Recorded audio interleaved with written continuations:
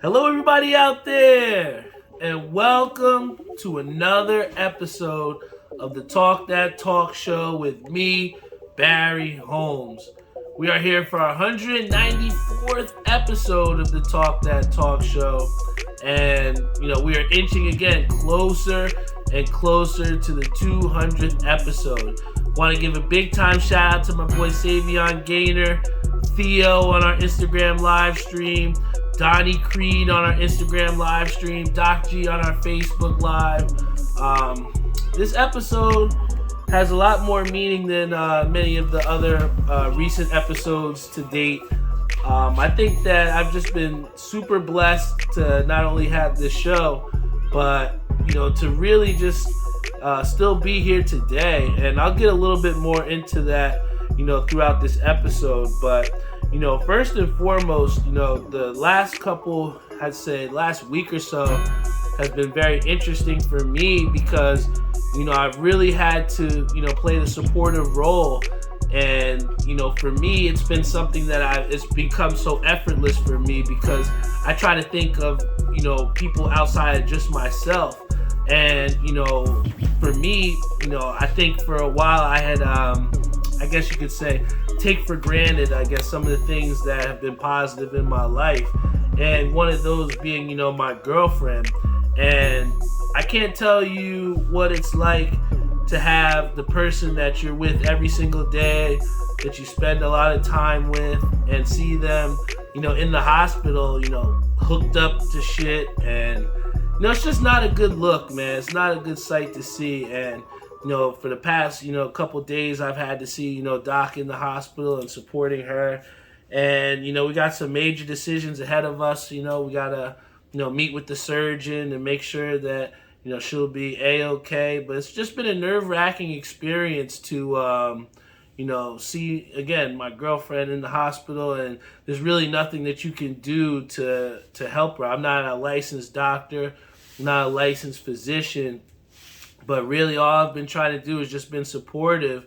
And I think the one thing that I can say to everyone else out there is that it's so easy to say that, we should just relax, or to tell the person that, we care about a lot, that, everything's going to be okay. But, when you're in a position of support to someone that is in the hospital, the best thing that you can do is, just be as calm as possible and just show that you're there for him. And I think that for my girlfriend to see, her parents at her side the whole time, me, whenever I could, being there as much as possible, I think that not only helped her sanity, but it helped me to see that that she is in the best place. I think that a lot of times our mind can go and race with the different amount of options and possibilities that are out there. But I've said it before, you really just have to try to control what you can control. And I just know that Doc is in the best hands. I got to meet her doctor, and it was, he reassured me that he was going to take the best care of her.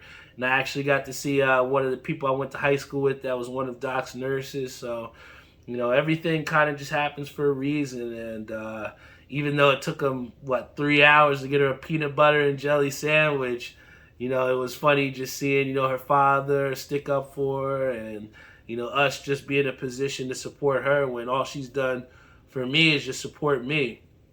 And, nobody can kind of set you up for that, or nobody can give you a blueprint or a textbook on how to support someone or a loved one. But it's something that I'm trying to do every single day. And she says on here that she's in the best place because of me, and I appreciate that, Doc. But you've kind of inspired me as well too with your strength. And for someone that's went through open heart surgery, you make me at ease with just how you've been able to just go through this with grace, man. And it's funny that I say that because, on the reverse end where I had to be supportive to her, she really just was supportive for me in my time of need. And that just happened out of nowhere. Really, I wanted to come home. spent some time with my pops on his birthday for to see the Knicks game. And I remember leaving. And I was like, all right, I'm gonna go to Doc's house. I'm gonna drive over there, and it was just a routine drive. Normally, I'll take the turnpike, but because my easy pass was a little bit over, I decided to take the Route One. So I went on Route One, and I was just driving like I normally would, right in the middle lane. And then all of a sudden, I just right as I'm about to get to the right, where Randolph Ave is, I just boom. It was just like a hit, and I kind of, I don't know really what happened after the hit to just me kind of understanding what had happened, but once I finally realized, like, oh shit, like what the fuck just happened, I realized that my foot was still on the gas and I was driving. So I'm driving after I literally just got hit in the back with this amount of force that I can't describe to you, but literally I remember hearing something dragging. It was just like this. So at the point of me driving this car, I thought that either my wheels were off and I was just on axles. I literally had no idea what had happened. It was just a bam, just an impact. And I just remember, like, I don't know if I smacked my head on anything or the whiplash or whatever the case may be, but it was just it was a large impact. And luckily, there was no cars to the left or the right of me. I just turned the car over to the side of the road, and put the car into in the park and put the hazards on. And I think one of the things that really hurt me wasn't it wasn't the fact that yes, I've lost my car. When I got out of the car, just to see the devastation with my car and just seeing everything just completely smashed in, I was still in shock, and like I don't think it really had hit me yet. And then I go over to look at them because their car kind of just rolled to a stop because of just how hard they hit me. I just go over. I'm like, yo, what the hell, man? You almost killed me. And these girls literally were just hysterically laughing, man, drunk as shit in the car, just laughing their ass off, man. And it just made me so upset because here I literally don't even know what the fuck is going on here, and clearly they just smashed into the back of me, and they were obviously wasted, man. And it just hurt me in a multitude of different ways because I've lost a couple of friends, two drunk drivers, being on both sides of it, whether they were the driver, whether they were on the opposite end of it.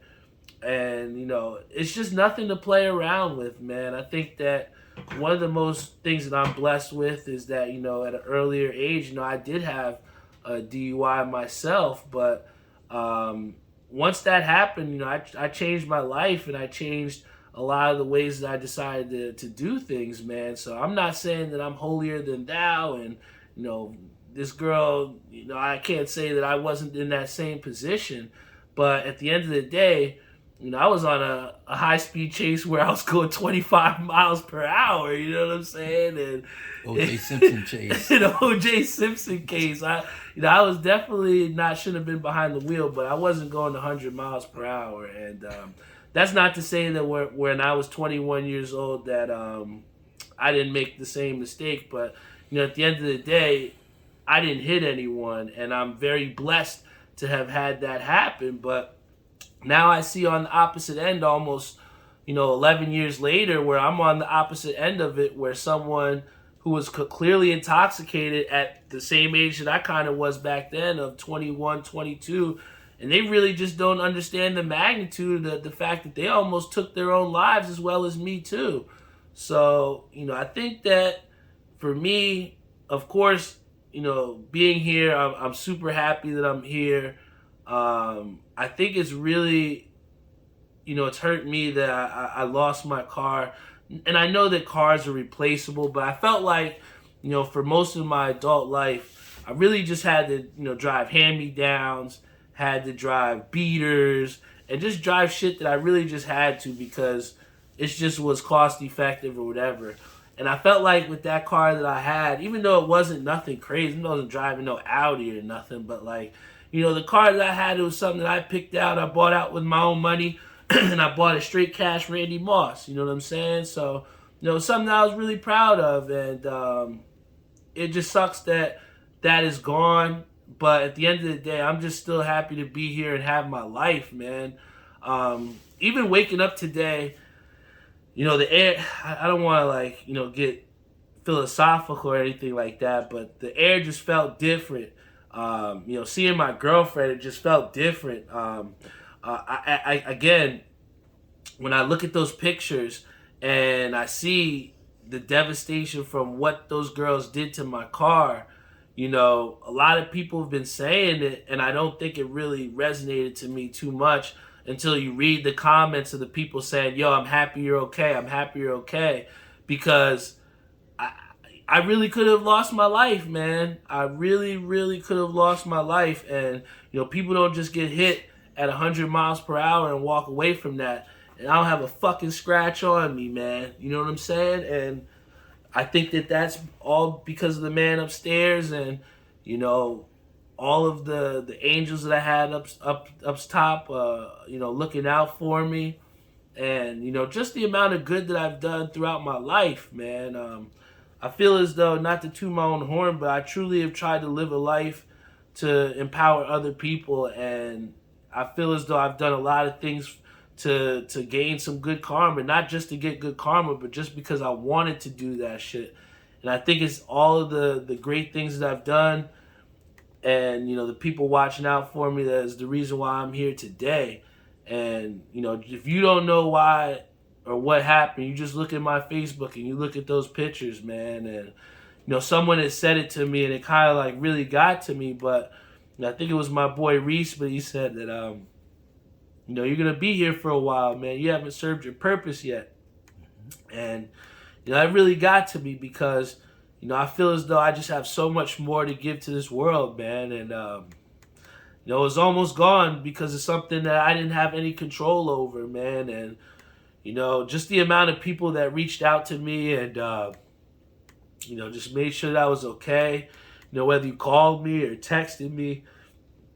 The shit just happened not even a day ago, man. And, I look out and normally I look at my car and I'll be like, damn, you know what I'm saying? Like that shit is mine, man. And, looking out there and seeing an empty parking spot, it still makes it real for me that, I don't have that. But, the thing that, again, means the most to me is that I have my own life, man. And, I have so much more that I have to accomplish. So, I just appreciate every single one of you guys that rocks out with me on this podcast. I think the biggest thing, again, that if I had to, take anything out of this, man, is that, you just have to live every day like it's your last, man. I joked around with, my girlfriend saying that, hey, I never got in an accident. I mean, I don't understand how, people can, get in these accidents and it's not their fault. But, I've seen it firsthand that I could literally just be driving and something as simple as someone just fucking wasted could just take me out, man. And it's just a lot, man. It's a lot. I'm still processing it now. But, I'm just happy to be here, man. And it just gives, new life and new sense to everything that I do, man. Because, we always could say, it's always cliche to live every day like it's your last. But in that split second, I truly, it happened all so quick. But, looking back on it, that really could have been my last day, man. And I think that it just upsets me that, someone like that could have had so much power to stop someone from getting in that car, and yet they're in there laughing and joking like it's a game or like, there's a reset button, and that's just not the way life is. So, I think that I tossed around for a while as far as if I was going to post it because I didn't want to be just some dude looking for attention, and I didn't want to be, I just didn't want to be that guy. But, I thought about, all the kids that, at the high school that I work at, and just, you know, how my story could potentially help them to not get behind the wheel. And I thought about it, and I was like, why can't I do that for the same people that I call my friends? So, I put those pictures up there on Facebook for people to see that drunk driving is not a fucking game, man. I think it's so easy for us to say that, oh, I've only had a couple, or, oh, I'm the best drunk driver, or whatever the fuck you might say. But at the end of the day, it's just not a game, man. It's not a game.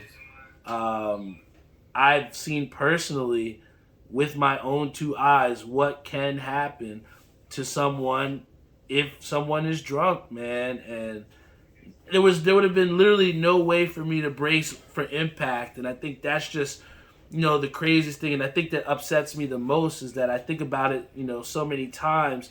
How did I not see this person in the rearview mirror just going 100 miles per hour at me? And, at the end of the day, I just had to accept that sometimes these things are just not in your control, man. And that's why it's so important for each minute and every day that we wake up and take a breath, that you just make the most of it.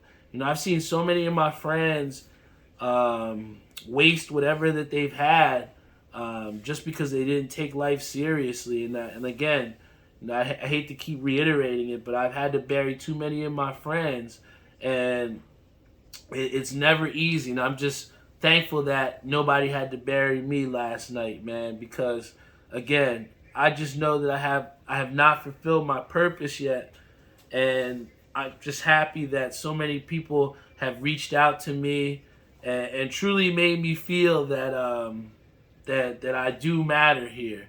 And Tim said, "Why do you think I live my life the way I do? To avoid and prevent things like this happening to me and those around. Lost too many."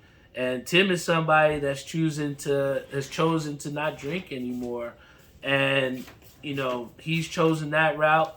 I've had whatever experience happen to me, and I've chosen to change them and make different decisions.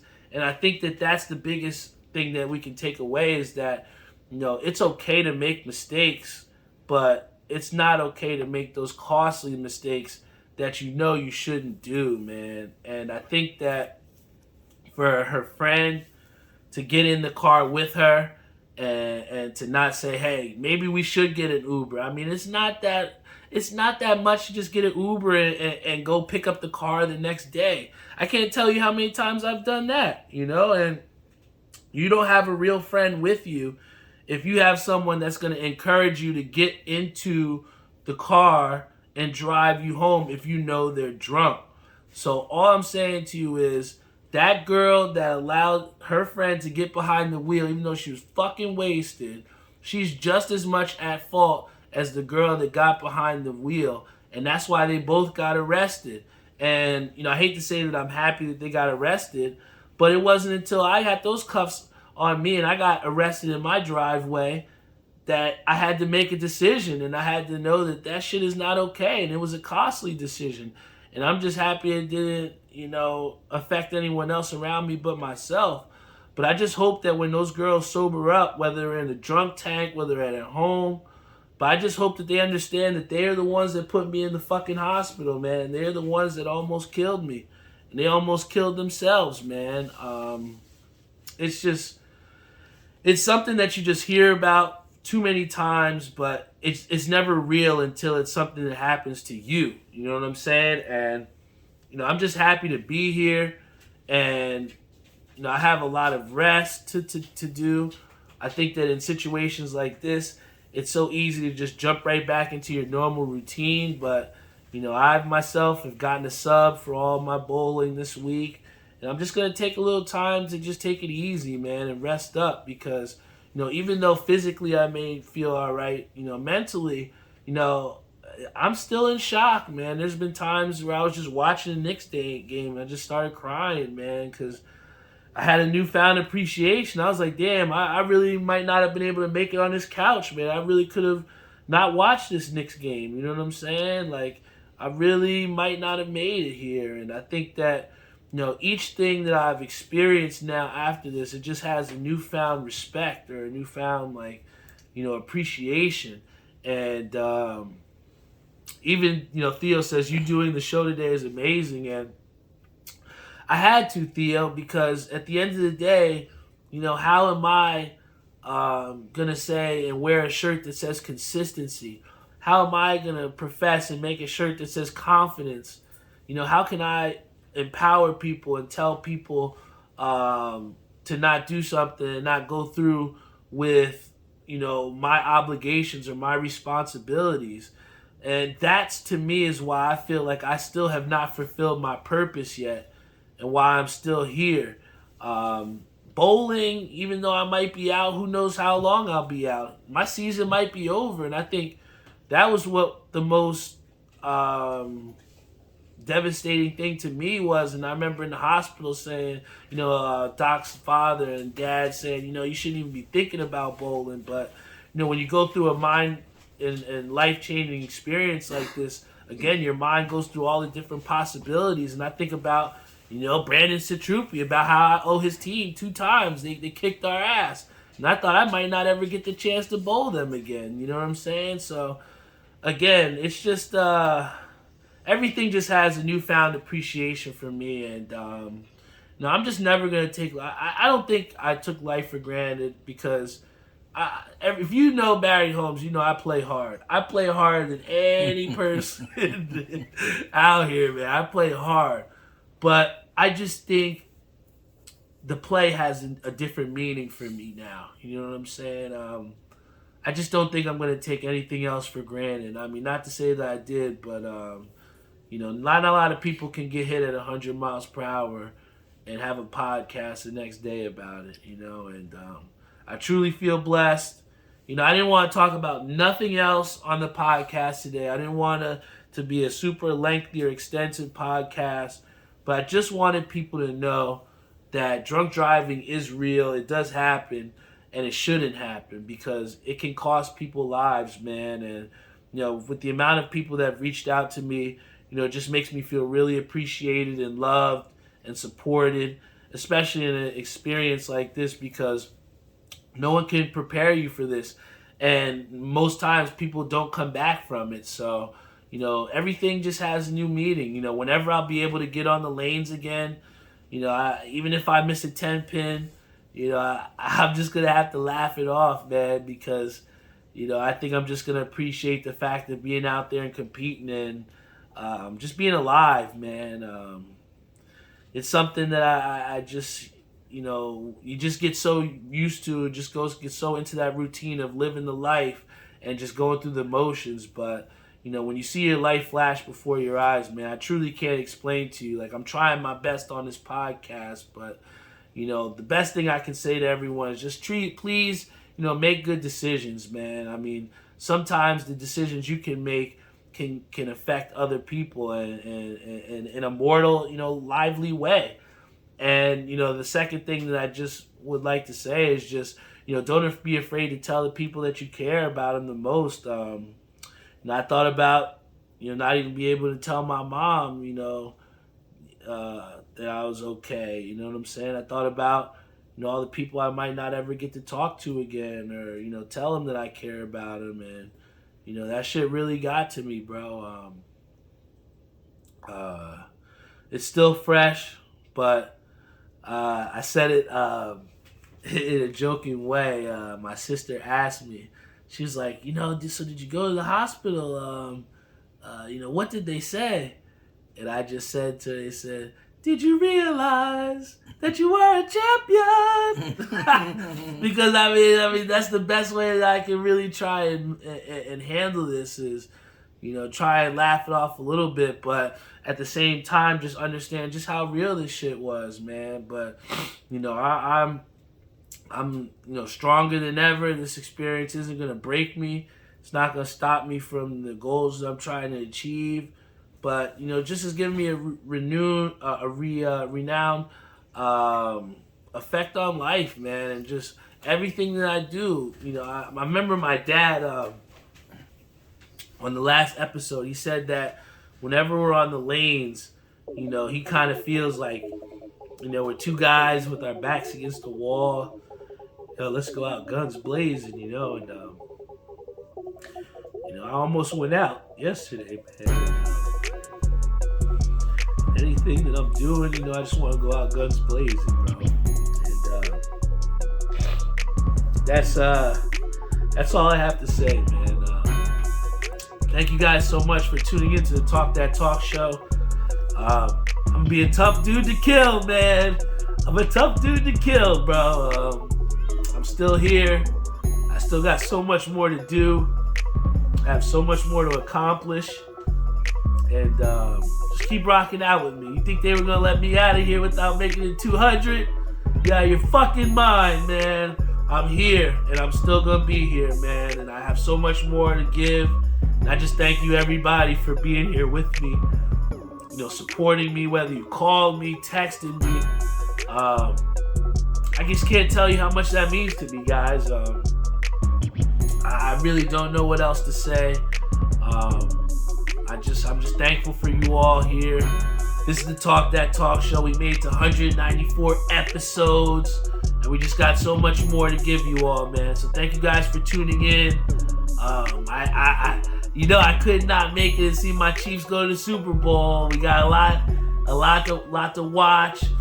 I gotta see my Knicks do something. They got a big win tonight over the 76ers, and things are looking up. I know I went through something really big, but I'll be all right, man. So I really wanted to just come here on the show tonight and just let you guys know I'm just happy to be alive, man. I'm okay, and I'm happy to be alive.